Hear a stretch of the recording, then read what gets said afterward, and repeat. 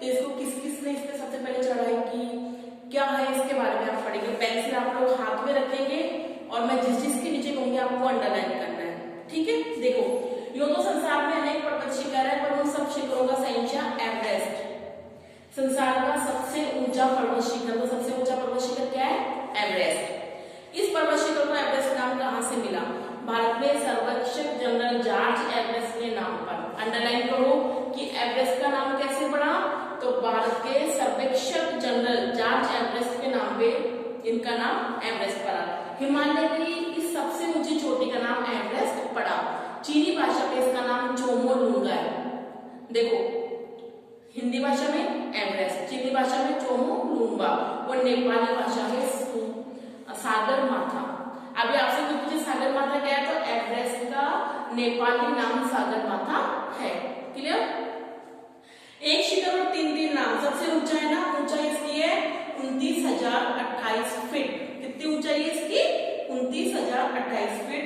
लगभग 6 करोड़ वर्ष पहले यह शिखर मस्तक लिए खड़ा है। इसकी ऊंचाई की मनुष्य को क्या परिंदों भी नहीं पहुंच पाए। इतना ऊंचाई है कि मनुष्य तो क्या परिंदे भी नहीं पहुंच सकते थे, लेकिन मनुष्य तो आके मनुष्य होता है, वो हिम्मत से वहां तक पहुंच गया। अब देखो, एवरेस्ट पे चढ़ने का प्रयास करने वाले सबसे पहले पर्वतारोही, अंडरलाइन करो, सबसे पहले पर्वतारोही कौन थे, जॉर्ज मैलोरी और एड्रू इरविन। ये क्वेश्चन भी है कि पहले पर्वतारोही कौन थे, अंडरलाइन करो, जॉर्ज मैलोरी और एड्रू इरविन। दोनों ब्रिटेन के निवासी थे। 8 जून 1924 में ये दोनों एवरेस्ट की ऊंचाई छोड़ के आगे बढ़ते हुए 23,000 फीट की ऊंचाई तक जा पहुंचे थे, लेकिन अफसोस वे वहां कभी वापस नहीं लौट सके। मैलोरी का शव 75 वर्ष बाद 1999 में बर्फ में दबा हुआ मिला। ठीक है। बाधाएं चाहे कितनी हो, मनुष्य ऐसे पता से निराश होकर चुप बैठने वाला प्राणी नहीं है। कोई भी कठिन चुनौती से नूतन उत्साह का संचार कर देती है। लेकिन 1934 में ब्रिटेन के, अंडरलाइन करो, ब्रिटेन के मॉरिस विल्सन ने सचमुच दुस्साहस कर बैठे हुए अकेले ही एवरेस्ट की चढ़ाई करने छूट गए। अकेले चले गए। कौन, ब्रिटेन के मॉरिस विल्सन।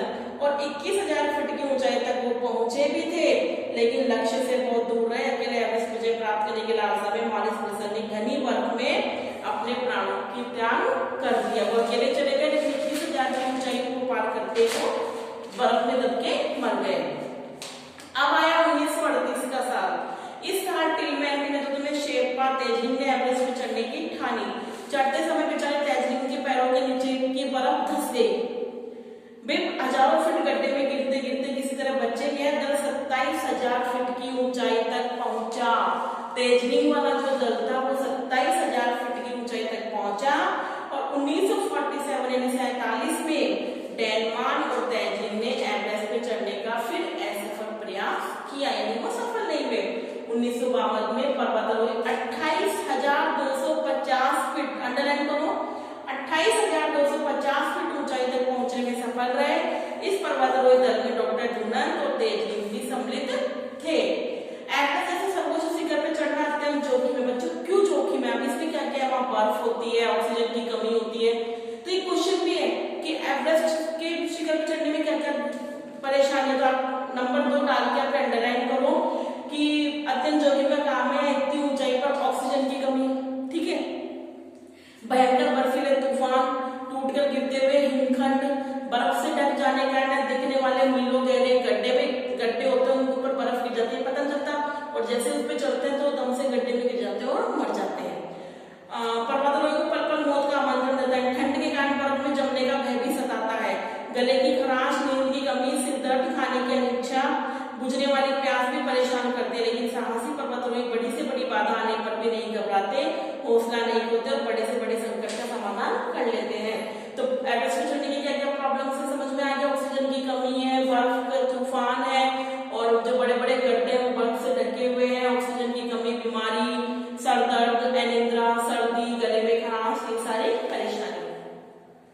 एक दिन तेजरिंग और हिलेरी बर्फ की ऊंची दीवारों के बीच में से ऊपर चढ़ने का रास्ता बना रहे थे कि अचानक हिलेरी के पैरों के नीचे बर्फ धंस गई और वो एक गहरी दरार के नीचे जा गिरे। तेजरिंग और हिलेरी दोनों एक रस्सी से बंधे हुए थे। तेजरिंग संभले और उन्होंने फौरन अपनी कुल्हाड़ी बर्फ में गाड़ दी और हिलेरी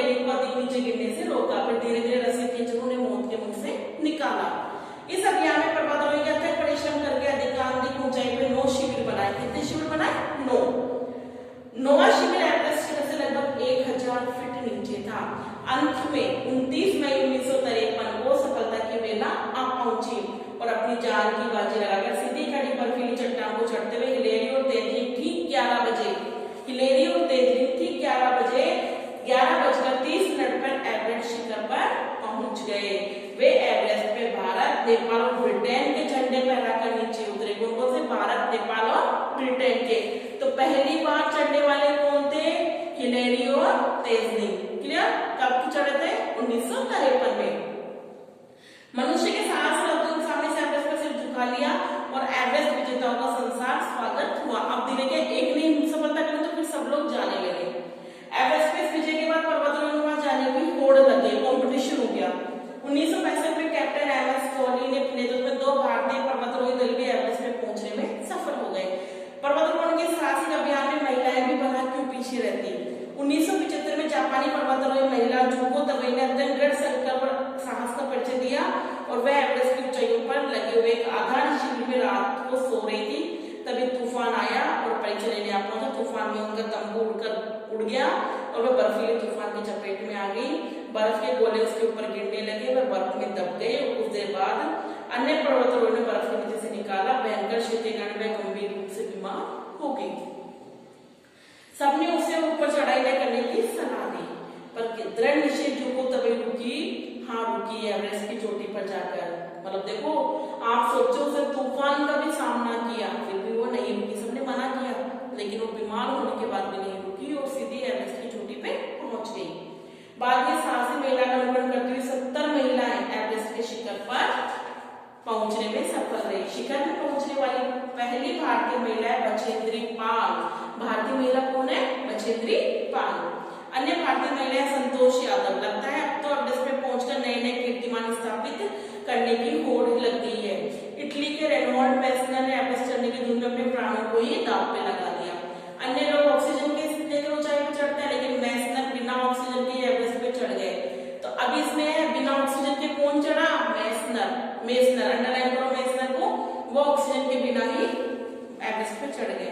वह भी एक बार नहीं, 2 बार। 1978 1980 में लगता है मेसनर का हौसला उनके लिए ऑक्सीजन बन गया। तो बिना ऑक्सीजन के कौन चढ़े थे? मेसनर।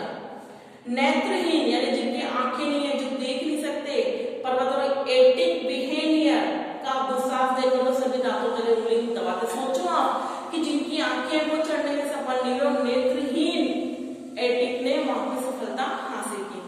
उन्होंने सोचा आंखें नहीं है तो क्या हुआ, हाथ में तो सलामत है, मैं एवरेस्ट को अवश्य फतेह करूंगा। और दृढ़ संकल्प वाला वह नेत्रहीन पर्वतारोही सब खतरों का सामना करता हुआ एवरेस्ट की चोटी पर चढ़ने में सफल हुआ। अंडरलाइन करो, नेत्रहीन कौन था? नेत्रहीन पर्वतारोही का नाम क्या था? Attic behaviour. क्लियर? 41 वर्षीय आकाश श्रीधर के मन में एवरेस्ट के प्रति इतना गहरा आकर्षण रहा कि वह 1 या 2 नहीं पूरे 12 बार एवरेस्ट पे चढ़ा। ठीक है? और यह दुर्लभ कीर्तिमान मानव हौसले की प्रकाशित है। कुछ लोग हमेशा सनसनी कारनामे में फिराक में रहते हैं, भले उनके लिए अपनी जान जोखिम में क्यों डालनी पड़े। एक फ्रांसीसी दंपति ने क्या संजीव एवरेस्ट की चोटी पे जा पहुंचे। उस दंपति का नाम था बर्टर्ड और क्लेरी रोशो। अब दोनों दंपति को कहते हैं बर्टर्ड और क्लेरी रोशो, फ्रांसीसी दंपति। अंडरलाइन करो इसके नीचे। उन्होंने तो सचमुच कमाल ही कर दिया। चोटी से धीरे धीरे उतरने के बजाय उन्होंने पैराशूट के सहारे चोटी से नीचे छलांग लगा दी और हवा में तैरते हुए 10 मिनट में 8300 मीटर की ऊंचाई पर बने शिविर में उतरे।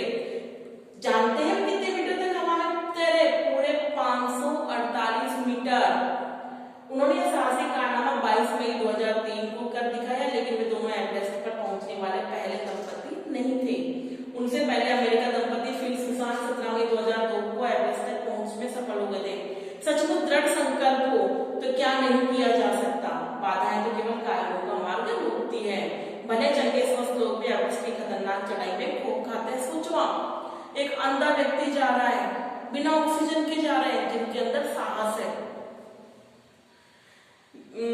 अमेरिका पर अंडरलाइन करना बेटा। अमेरिका के 37 वर्षीय गैरी जॉन बुलर को किसी और ही मिट्टी के मुद्दे में सोचा एक ही हाथ तो क्या हुआ, वही दोनों हाथ का काम करेगा। और एक बाबू बुलर पर्वतारोहण की बातों को झेलते हुए 2003 में दुनिया की सबसे ऊंची चोटी पर पहुंचे। तो अमेरिका के गैरी जॉन, जिनकी केवल एक ही हाथ था, फिर भी वो अमेरिका की चोटी पर पहुंचे। बड़े लोग बाजी मान लेंगे और किशोर बैठे देते हैं, भला कैसे हो सकता है। 2001 में नेपाल के किशोर 33 एवरेस्ट की चोटी में पहुंचे में साहसिक कारनामे दिखाए, किंतु उनका यह अभियान दुखद रहा। शिखर से लौटते समय साहसी किशोर बर्फीले तूफान में फंस गए और बर्फ में उसके दोनों हाथों की उंगलियां गल गई। किशोर साहस दिखाया और किशोरियां तरह पीछे कैसे रह सकते हैं, केवल 15 वर्ष की। देखो बच्चों 15 वर्ष की, जहां हम 15 वर्ष के तो अपने आप को बच्चा कहते हैं, बचपन कहते हैं, लेकिन 15 वर्ष की शेरपा मिंकीपा ने 2003 में एवरेस्ट की चोटी पर चढ़कर सिद्ध कर दिया कि किशोरियां भी किसी से पीछे नहीं हैं। अपने बड़े भाई और बड़ी बहन के साथ संसार में इस ऊंचे पर्वत शिखर पर जा पहुंची। दौड़ प्रतियोगिता में कम से कम अधिक से अधिक दूरी तय करने की होड़ रहती है। यह सब होड़ एवरेस्ट की चोटी पर चढ़ने की शुरू हो गई थी। मानिए एवरेस्ट की चोटी बड़ी चढ़ाई न हो, दौड़ का मैदान हो। पहले बाबू चिरी शेरपा 16 घंटे 56 मिनट में एवरेस्ट पर पहुंचने का कीर्तिमान बनाया था। अब नेपाल की पेमा दौड़ती ने 2009 में केवल 12 घंटे 24 मिनट में एवरेस्ट पे शिखर पे पहुंचने का कीर्तिमान बनाया। कौन जाने कल कीर्तिमान इतिहास में क्या हो। एवरेस्ट अभियान के बारे में एक प्रश्न स्वाभाविक रूप से होता है कि प्रारंभिक अभियान क्यों असफल रहे और अब सफलता कैसे मिल जाती है। इसका एक कारण क्या है, पहले की अपेक्षा रास्तों और वातावरण की अधिक जानकारी। बच्चों पहले जानकारी प्राप्त हुई, अब क्या होता है कि रास्तों के बारे में जानकारी प्राप्त हो गई।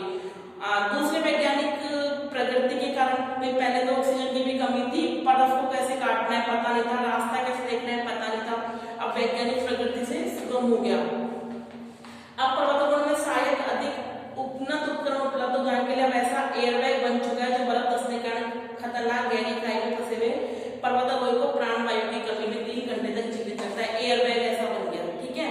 एयरबैग की जोड़ी पर्वतारोही को ढलान से नीचे नहीं गिरने देती, वे हवा में तैरता हुआ धीरे धीरे आता और मजार ऊंचाई से गिरने को से तक नहीं आती। तो बच्चों पहले मेरे आपके लिए समझ में आया कि पहले रास्तों का भी पता नहीं था, मुसीबतें भी बहुत सारी थी।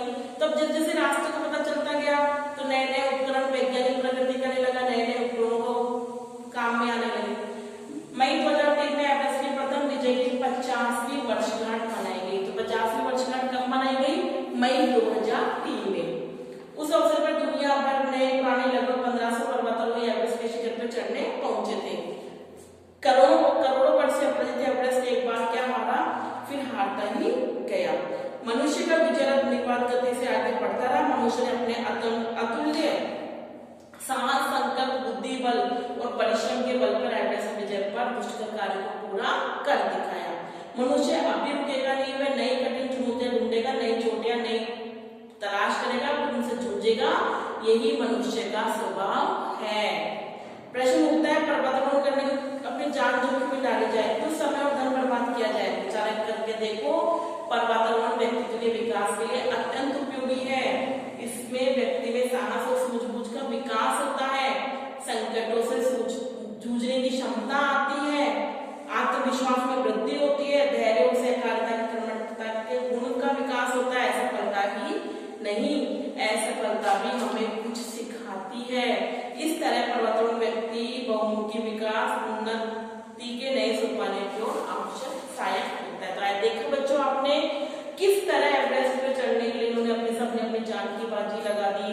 कोई बिना ऑक्सीजन के गया, कोई नेत्रहीन गया, कोई एक हाथ वाला गया। तो जिसमें अदम्य साहस होता है वही ये कार्य कर सकता है। तो आज आपको क्या करना है, आज आपको इस चैप्टर को अच्छे से पढ़ना